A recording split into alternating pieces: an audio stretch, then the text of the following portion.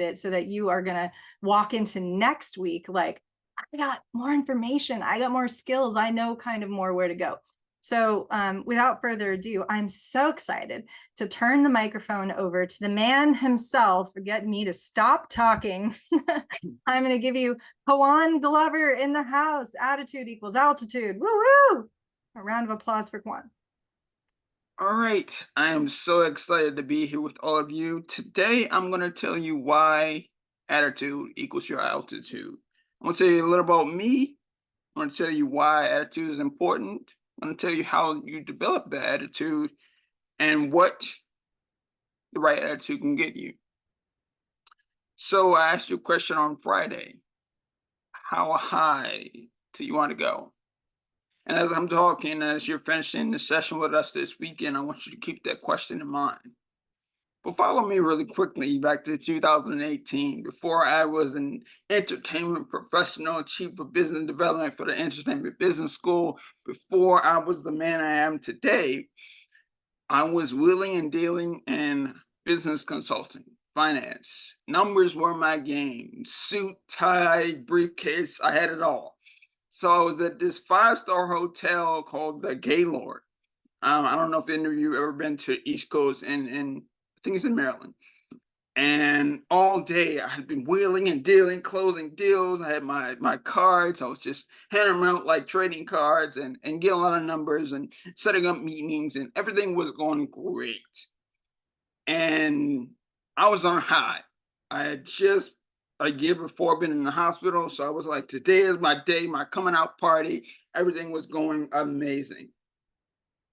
We got to the end of the conference, and we're all standing around in a group.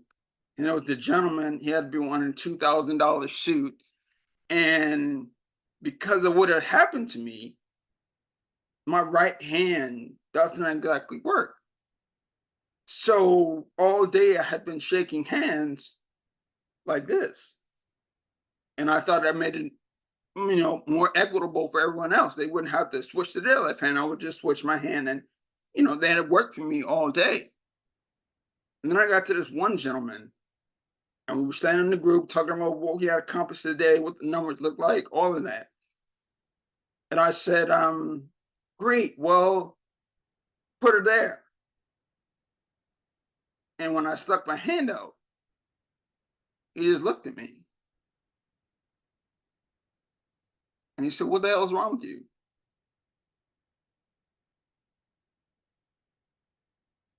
I want you to keep that in mind, because I'm going to come back to that. I'm going to come back to that story. But I want to tell you a little bit about me and how I got to that point and how I got to the point I'm at now. Back to 2014, I got into college, I got into the business school, and I was like, okay, I'm going to go to Wall Street. I'm in finance. My goal is Wall Street. I'm going to be the next Jamie Dimon. I'm going to be the next Wall Street Baron. I'm going to take it over. Then I'm going to get into politics, and I'm going to be in the White House. And I had all these aspirations. But my attitude at that time was, what can this conversation get me? Where is this group going to get me into that? Are they going to get me into that fold? What can they do for me? How can I get the most out of this interaction? Where does this leave me after this conversation? Is there any personal benefit or professional benefit in me interacting with you as a person? And I carried that with me for a long time. And one day I was driving to my financial internship, and my right hand kept drifting off the wheel. I didn't think anything of it. I was like, oh, maybe I worked out yesterday, maybe my arm's tired. I don't know. I got into the office, started working. Everything was going okay. And then my mentor, he sat across from me, and he looked me on my face and said, dude, are you okay? And I'm like, yeah, like, what are you talking about? But what he heard was, and the words wouldn't come out of my mouth. So he sent me to a doctor. That doctor sent me to a hospital, and they did a CAT scan. And they said, hey, Mr. Glover, there's something in your brain shouldn't be there. And I'm like, great, well, we're in a hospital, so you're gonna fix it. And they were like, no. So they sent me to another hospital and they did an MRI. And they said the same thing. Hey, Mr. Glover, there's something in your brain that shouldn't be there. And I'm like, well, I'm in a hospital, so you're gonna fix it. No. So they sent me home to monitor. When I got home, I lost my vision, I lost my balance, and I was having really bad headaches. So I went back to the hospital a couple of days later, and August 15th of 2014, had my first brain surgery. I was 20 years old. And I still had the same attitude when I left the hospital. A week later, we got the brain surgery. I got up and went to school with the same attitude of like, I need to meet more people. I need to see what benefits, see the things that I can reap from these interactions based on what I just been through. And when you're that focused, when you're paying attention to only what you can get, you miss the little things. And my discharge papers, they said, do not consume alcohol. And what do college kids do? Consume alcohol. So a month later, I had a stroke. And I didn't know how to cope with that because I'd been an athlete all my life, coupled with my professional pursuit. I played football, I ran track, I boxed, and then in one night, all that was taken from me. So what was I to do? How was I to react to that? What was my attitude going to be then? For some reason, I still have the same attitude. I'm going to get out of recovery. I'm going to go back to school.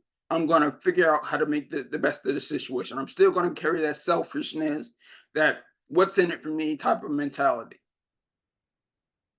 In 2015, the next year, my doctor pulled me to the side and said, hey, your mass is growing back bigger and faster.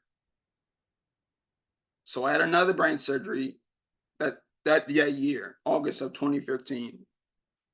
And then again, I went back to school, a little more humble because I couldn't be as athletic, but I still had the same attitude. What's in it for me? How can I get to the next level? What can I do to achieve my goals and my dreams, irregardless of anyone around me? And then I graduated. I started a career in finance. 2017, doctor pulled me to the side and said, hey, Mr. Glover, the mass came back again. You're going to need another surgery. And this time I can't do it. You got to find someone else. Luckily, a lot of people, I guess I'm like that character in a movie that you hate to like, but you like them even though they are a-hole. Like that was my persona. And luckily the community, my family and friends rallied around me. We found a doctor in New Jersey. And he was able to do the surgery October 12th, 2017. And before I went in, they told my family, hey, this hospital doesn't take your insurance. Well, I didn't care. I wasn't going to pay for it. So, like, what does that have to do with me? I just wanted to get this thing out of my brain. That was my attitude. But when I woke up, I felt different. Something in my brain chemistry had shifted. Something about my effect had changed. I felt like there was a shift in who I was. And I cared about the other patients and the doctors' lives and the people's lives. And I don't know if there's something psychologically that happens when you go through that many brain surgeries, but it certainly changed. And I felt this immense weight because who was I now? No longer an athlete. I no longer felt like I can go to Wall Street or the White House. I no longer felt like I can control my life or had any real ownership of what I had going on. And then I got out of the hospital 30 days later and I got back to my house and, I never had to pay attention to the finances before because the bills would go to my dad. And I got a bill in my name. I went to the computer, pulled up my claim sheet and totaled everything up. I owed them $1.2 million. And I'm like, well, my life is over. I don't have $2 million. I don't have a job. I can't work. And I fell deeply, deeply into a depression because I just didn't know who I was and what I could do. What was next for me? It was a very dark, dark period. Trigger warning, I considered everything from selling drugs to taking my own life because I didn't see a way out. I thought it was over for me. I thought that was it. This is the extent of my life, and hopefully somebody can gain something from my existence, but I was done. It was over. And I dealt with that grief and I held it in and I tried to be strong for the people around me. And it just wasn't working. And then put in the chat if you are familiar with Tony Robbins. He had a documentary called I Am Not Your Guru. And I remember watching it and I just started bawling. I just started crying and I just uncontrollable tears. And that night I laid in my bed and it was like, I don't know what it was, but it was like this small voice in the back of my head, like, it's not your fault. It's not your fault. And it was like a mantra. And I kept hearing that and hearing that and hearing that. And then, I got up the next morning and I was like, you know what? You're absolutely right. None of this is my fault, but it is my responsibility to do something with it. And slowly but surely, I started to come back to myself. And my grandmother had been in my ear since all the surgery stuff started. You should write a book about your experience. You should write a book about your experience. You should write a book. And I was like, I'm trying to get to Wall Street. I don't need to write a book. I'm trying to get to the White House. I wrote my book after my campaign. Like, leave me alone. But it was a voice. Like, it's not your fault, but you have a responsibility. And again, my attitude has shifted from what can this get me to how can I provide value? How can I be of service? How can I use this experience to improve the lives of others? So I remember it was like July of 2018. I wasn't able to use my right hand. And I just sat down and started writing. And in 2019, I finished it, got with an editor, and I published this book in 2020 during the midst of the pandemic. So that was the first thing I realized my attitude was helping me accomplish things. And then my best friend said to me, hey, we should create a store together. I'm like, dude, I just wrote a book. Why don't they could just go read the book? And he was like, no, we should come up with another story. So we came up with the first a story. He said, go pitch it. I'm like, what are you talking about? I don't know anything about pitch, movies, anything like that. So he got me cooked up with a website and I went on there and I pitched it. And I am lying through my teeth. He's like, do you have a pitch deck? Do you have episodes? Do you have this? I'm like, yeah, absolutely.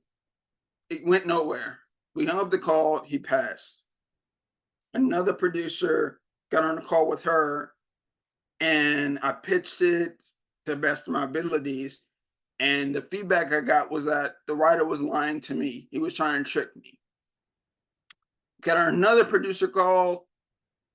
At the end of it, she just hung up. So I'm like, this is pointless. I'm going nowhere with this. But my attitude was that voice. It's like, you just have to keep going. You just have to keep pushing. You have to persevere. You've been through something a little bit more strenuous than this. So like, why not pitch one more? So I got on one more call and I was like, this is my last one. After this, I'm quitting this. I'm going back to pursuing Wall Street. And it was like 9:15 in the morning. And I put on my best performance attitude. And I pitched to the lady named Tessa Schaefer. And I gave her the spiel, my life story, had my website, everything. And I gave it all. I gave it my all.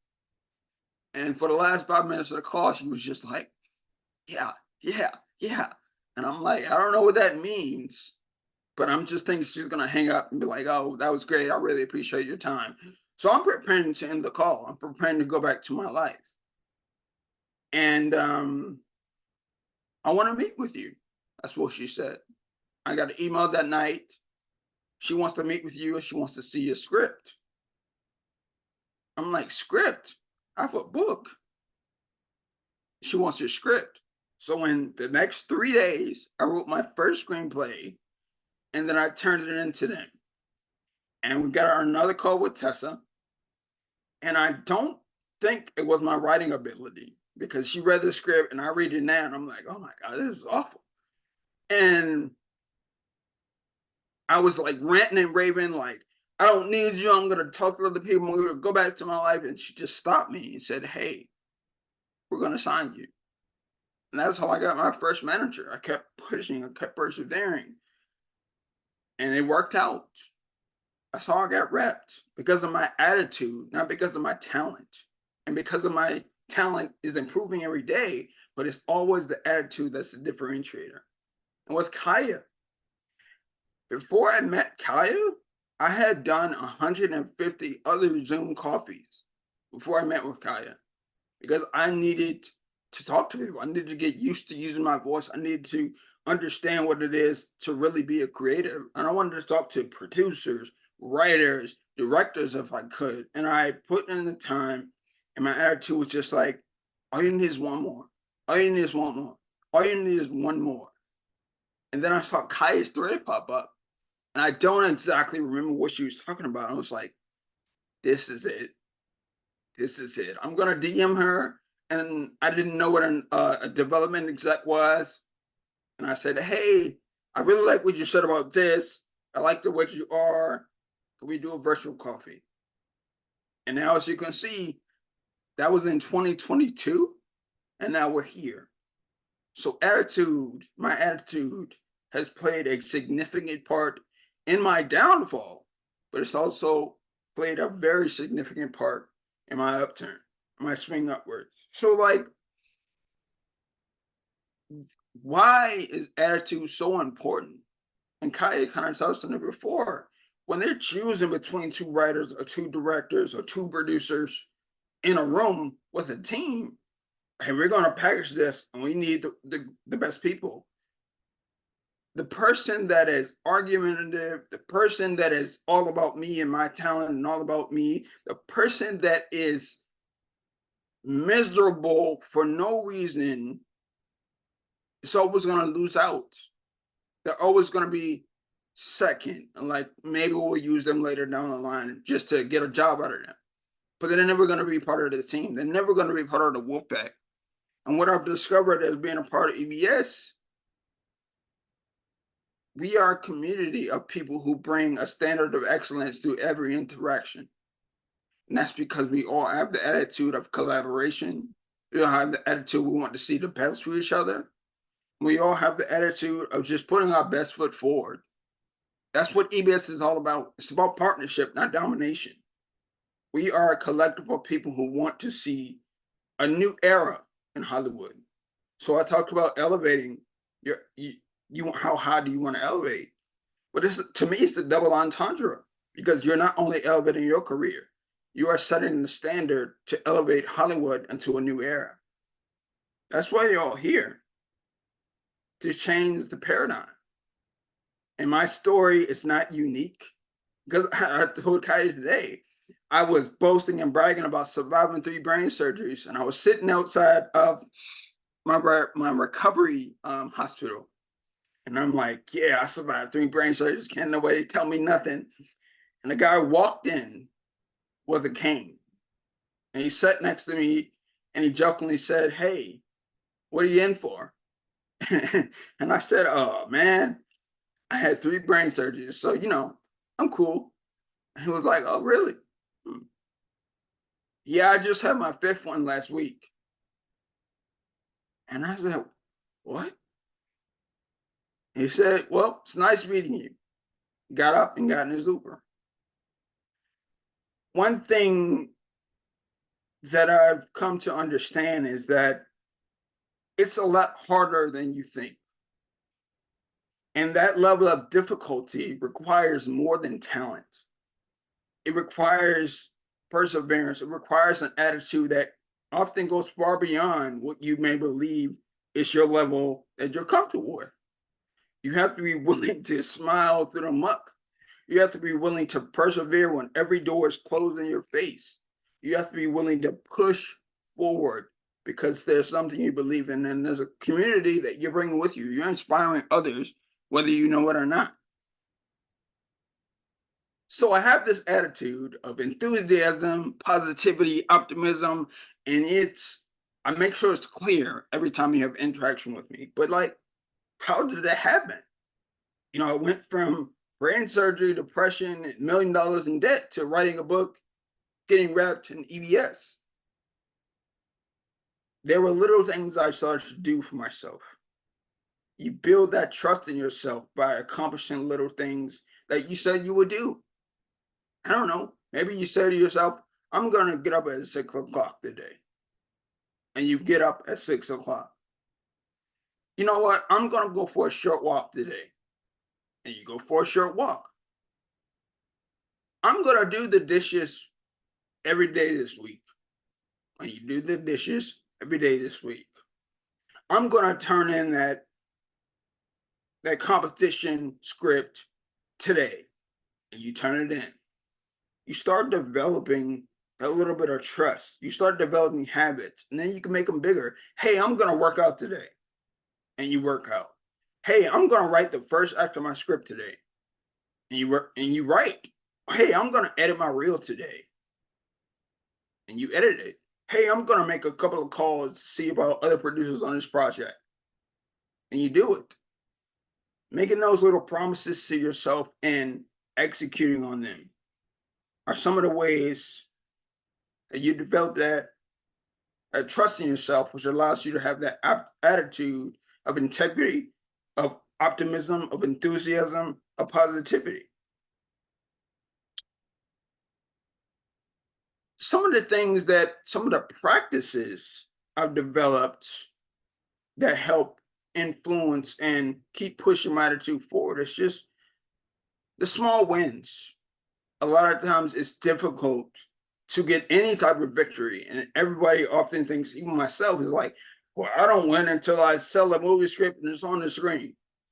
Like, you know how many people actually complete a script? You know how many people actually have a director's reel? Like, we are in the 1% of the population. And you being here today shows that you are trying to do something not a lot of people do. So kudos to yourself for that, because that shows the level of attitude a lot of people don't possess. You have to be willing to step into a new version of yourself, the best version of yourself, because that standard of excellence precedes you before you enter the room, precedes you before you enter a Zoom call, precedes you before you answer the phone.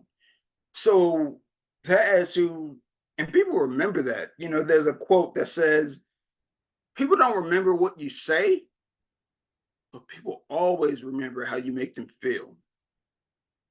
So when you leave that pitch meeting with a smile and like, hey, you remember that person's son, or you remember what the project they were working on, you congratulate them for getting this accomplishment. People remember that kind of stuff, especially in this industry.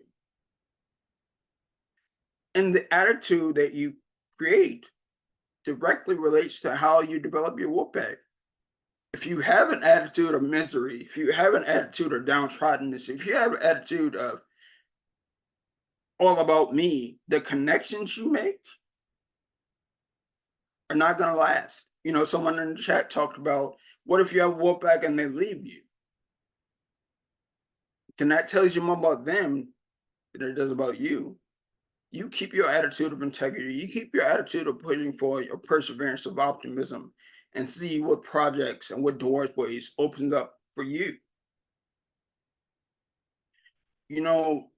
Some of the keys I've learned to develop this attitude, some of the key takeaways that I always keep around me some kind of way. It's empathy, because you never know what another person has faced before meeting you. You never know what another person has faced in their life. you never know where another person is trying to get. Understanding, and I know it's difficult. Some people are AOs and they just say stuff, and you're like, I want to slap this person. But you don't, because standard of excellence, because of the attitude, because that's going to send ripples the rest of your career, the rest of your life, how you treat people. Building that community, and you want to build a community of people that are like-minded. They have the same aspirations, the same goals, the same values. So they can pour into you just as much as pouring into you, because you cannot go for an empty cup.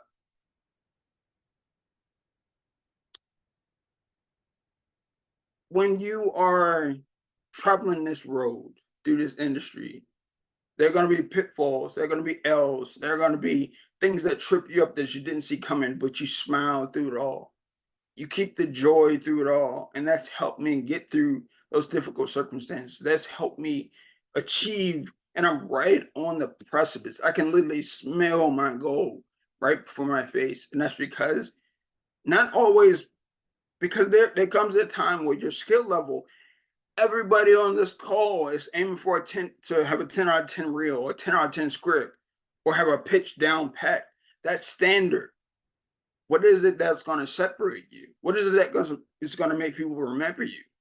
And a lot of times that's going to be your attitude, how you show up, how you present yourself, what values you show through your actions, through your words, and through how you relate to people.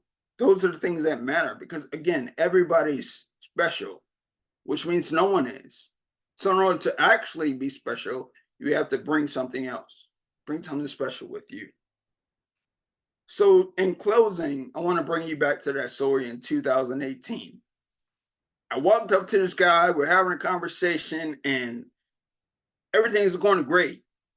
And we're about to leave, and I stick my hand out like this. And I've been doing it all day. And he said, what the hell is wrong with you? And I didn't know what to say. Luckily, my mentor, the person that sent me to the hospital in the first place, he said, oh no, he had a stroke. And his posture changed, his face expression changed, the disgust left immediately. And I could have berated him, I could have cussed him out, I could have like, you're so ignorant, da, da, da. But what I said was, hi, I'm Juan Glover. It's so nice to meet you. And that's the same attitude I've carried through my career, through my life, since the surgeries, because he's going to remember me for that. Vaughn is going to remember me for that. And if I ever need a relationship coach, I can sure call him and he'll remember that. So what EBS, the Wolfpack, everything you're experiencing this weekend, we all come with a standard of excellence. But what separates us, when you get into the Wolfpack, when you see what it's all about, is our attitude, the way we show up, the way we relate to people, the way we inspire and push people forward, the way we collaborate as a group. There are 14 other productions right now, currently going. You're going to hear about one today. But we are all about partnerships and bringing a new wave, a new era, a new frontier, and a new paradigm to what Hollywood is all about. So when somebody slaps you in your face, whether metaphorically or physically, it may be a little difficult, but just remember what I said and stick your hand out and introduce yourself and smile. My name is Juan Glover. That's my story, and I'm sticking to it.